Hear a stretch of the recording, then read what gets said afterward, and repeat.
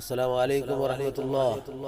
Please subscribe our مجلس علماء الحدیث ہربن اہلی یوٹیوب چینل. فجزاکم اللہ.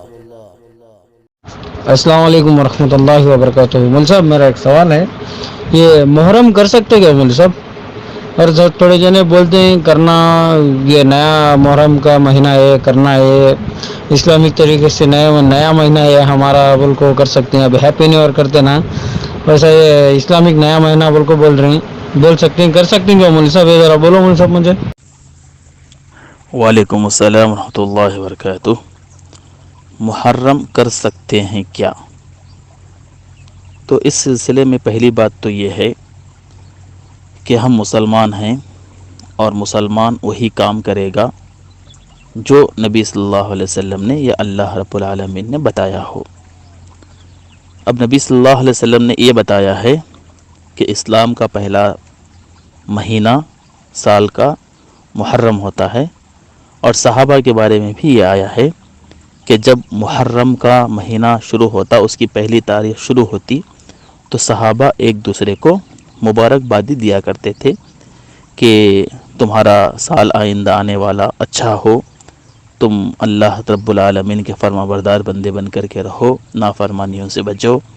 اس طرح صحابہ ایک دوسرے کو اس کی مبارکبادی دیا کرتے تھے. تو اس طرح مبارکبادی ایک دوسرے کو دینا اور اس طرح جو ہے خوشخبری ایک دوسرے کو سنانا، یہ ثابت ہے، یہ جائز ہے، ایسا کر سکتے ہیں.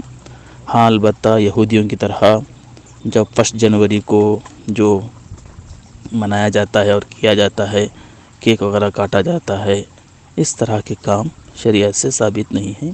یہ دوسروں کی مشابہت اور پیروی ہوگی، اور یہ کسی بھی صورت میں جائز نہیں ہوگا. السلام علیکم. سوال ہے مول صاحب، تقدیر کو کوئی چیز نہیں بدل سکتی بولے، تو دعا سے تقدیر بدل سکتی بول کو حدیث ہے کیا؟ وعلیکم السلام ورحمۃ اللہ وبرکاتہ. صحیح سوال ہے کہ تقدیر تو اللہ رب العالمین نے انسان کی لکھ دی ہے، اور جیسے انسان کی تقدیر میں لکھا گیا ہے ویسے ہی ہوگا. جیسے کہ حدیث میں ہے کہ انسان جب ماں کے پیٹ میں 4 مہینے 10 دن کا ہوتا ہے، تو فرشتے 4 باتیں اس کو اسی وقت لکھ دیتے ہیں. بکتب رزق ہی، اس کا رزق، و اجل ہی، اس کی مدت، و شقی و سعید، کہ وہ نیک بخت ہے یا بدبخت ہے، جنت میں داخل ہوگا یا جہنم میں داخل ہوگا.